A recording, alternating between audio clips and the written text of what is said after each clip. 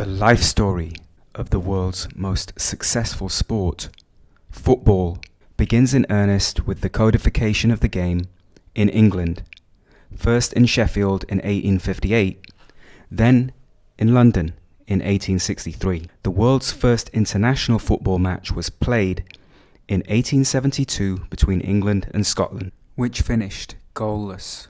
After a decade of annual matches between the two nations, Scotland had won 7 to England's 2. In response, the Corinthian Football Club was formed in 1882, made up of amateur players selected from England's best public schools and universities. The club was founded to uphold the spirit of amateurism, fair play, and a pure love for the game. Corinthians inflicted the heaviest defeat in the history of 2019's second most financially valuable club when they beat Manchester United 11-3. Corinthians also played a leading role in spreading the beautiful game internationally. They are the reason why the world's most financially valuable club, as 2019 Real Madrid play in white shirts, as well as being the inspiration behind Corinthians FC, the Brazilian top flight club. If the Corinthians were the spiritual ambassadors of the game, the tactical ambassadors were Preston North End, and the first super club in terms of honours were Aston Villa. In this clip, Preston North End take on Aston Villa on the 11th of November 1905. Preston's main claim to fame is the fact that they were the winners of the world's first Football League Championship in 1889. Originally a cricket and rugby club, Preston North End started playing football and struggled until Scottish players began to arrive at the club, escaping poverty north of the border and bringing with them sharp skills, team ethic, and tactical awareness. Soon, Preston became a hotbed of the world's best football talent, and it was these players strategizing about the game that led to the creation of a significant tactical innovation, the creation of the pyramid, a 2-3-5 tactical formation.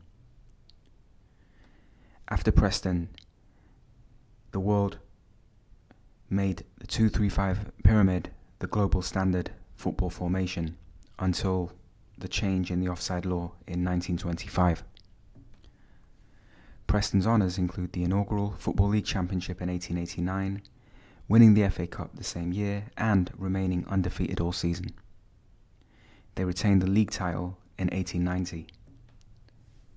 However, soon Preston were overtaken by an emerging football force hailing from the Midlands, Aston Villa.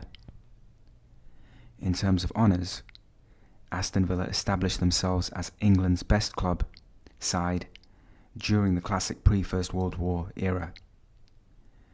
The Villains romped to 6 league titles in 1894, 1896, 1897, 1899, 1900 and 1910. They also won 6 FA Cups in 1887, 1895, 1897, 1905, 1913 and 1920.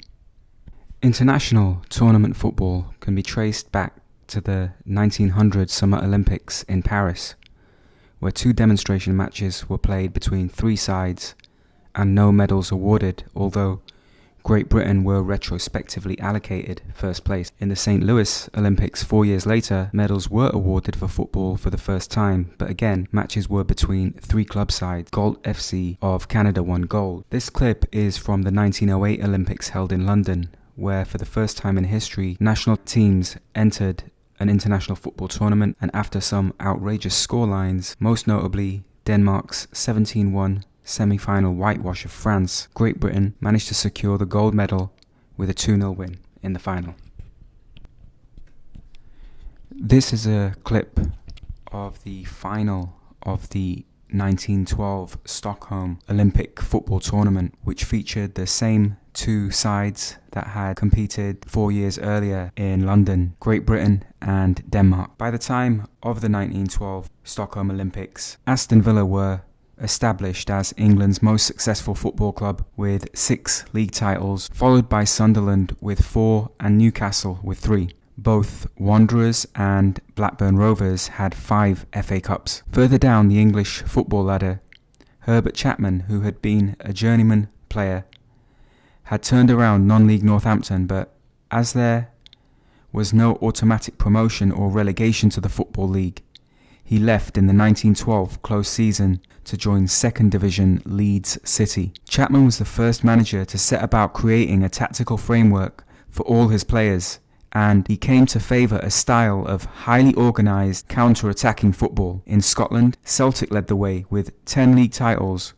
their nearest challenger being Rangers with 7. As of 2019, Rangers have 54 and Celtic 50. Football was also taking off internationally in 1912. In Italy, Genoa had the most league titles with 6, and in Argentina, Alumni had won 10 of the first 21 championships held. At the Stockholm Olympics, football was contested between 11 European nations, and the medal winners were identical to 1908. Holland took bronze, Denmark took silver, and thanks to a 4-2 triumph in the final, Great Britain won gold.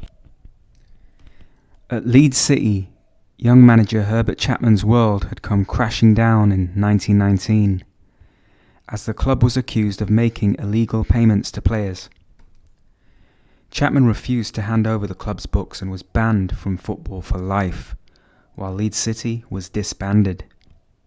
However, a new club was to be formed in the city, Leeds United, and Herbert Chapman, working in the Olympia Oil and Cape Works in Selby in 1922, was approached by Huddersfield Town and appealed to the FA, who showed mercy, and he took charge of Huddersfield in time for the 1922 FA Cup final, where Huddersfield faced Preston North End. Thanks to Billy Smith's 67th minute penalty, Huddersfield won the 1922 FA Cup, and Huddersfield soon became the best team in England, thanks to Chapman's counter-attacking style of play. It was the next step in the tactical evolution that had begun in 1872 with Scotland showcasing their passing style of play, as opposed to England's dribbling, and coming away with a 0-0 draw before dominating the next 9 fixtures. Next, in the late 1880s, Preston's Scottish players invented the 2-3-5 formation, favouring attacking wing play. And now, in the 1920s, Herbert Chapman, managing for the first time in the English Football League, was demonstrating the potency of a swift counter-attacking game in the light of offside rule changes. Chapman's Huddersfield team followed up the 1922 FA Cup with a hat-trick of league titles in 1924, 1925 and 1926.